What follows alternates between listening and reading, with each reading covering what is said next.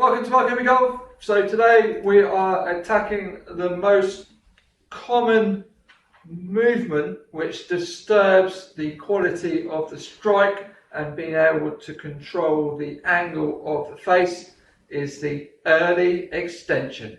Right, let's get stuck in. I've got a very simple and effective drill to help get rid of that early extension and improve the strike on that ball and enable yourself to get better control of that club face. So first thing is I've selected a wedge, so I've gone for the pitching wedge.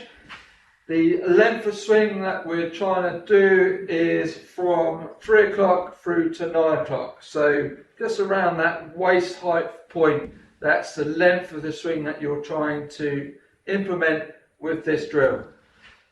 Next bit is that you're trying to keep your feet on the floor. So your feet are a stable joint. So ankle is mobile, knee is stable, hip flexor is mobile. So if you're struggling with this particular move, then you fitness wise, you've got to look at hip flexor.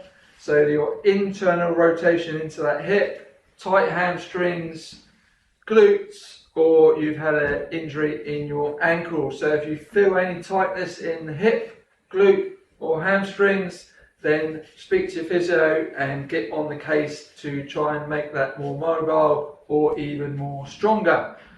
So we're trying to keep our feet planted on the floor while we're playing this shot. So when we swing back, we go back to the waist height there and we're going across to the opposite, so mirror image either side. So our 3 o'clock and our 9 o'clock.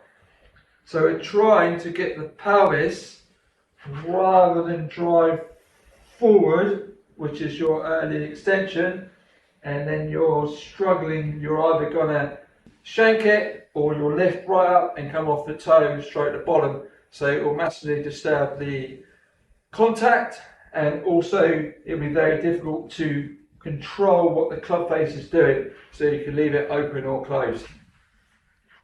So the bit that you're looking at in regards to what's happening with the legs and the knees, like I said, the knees on a stable joint, so the knee will just do that basically. So it's the hip that is the mobile joint that you're trying to get to fire and bring that club through. So as you go through, you're looking for your pelvis to turn to bring the club through, and you're looking for the right leg to go into a diagonal. So it's gradually going into a diagonal, and the left leg is straightening as you go through. That means the pelvis is turning and dictating what the rest of the body is doing.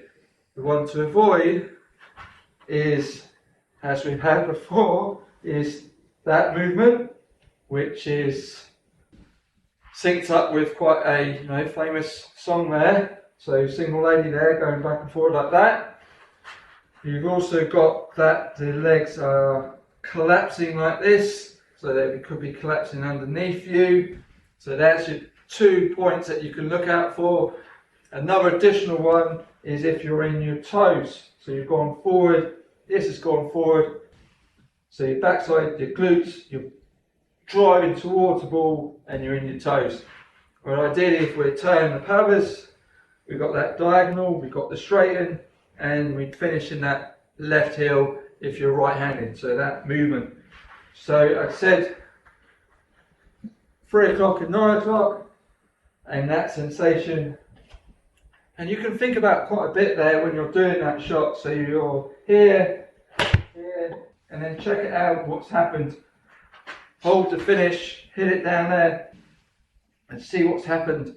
If you've, like I said, collapsed in the toes, just take the time, nice steady pace, allow the brain to think of the process of what's happening, and get the pelvis turning.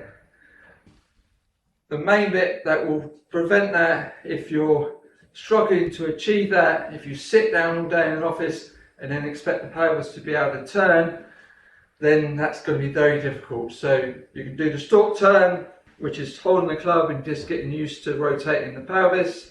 So that's quite a good drill. I said speak to your physio to see if you can get yourself a bit more loosened up, strengthen the glutes so the glutes aren't weak compared to the hamstrings. So if the hamstrings are a bit tight, then you'll be struggling on that move. So hip flexors, hamstrings and glutes, and make sure the ankle is mobile to help the foot stay in that position. So feet down, diagonal straight in, so diagonal straight in into the heel, and that will help with the strike.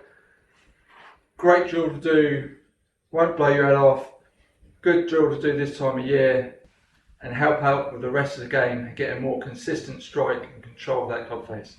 Any questions, send them through, give us a good thumbs up, subscribe, and I'll see you soon.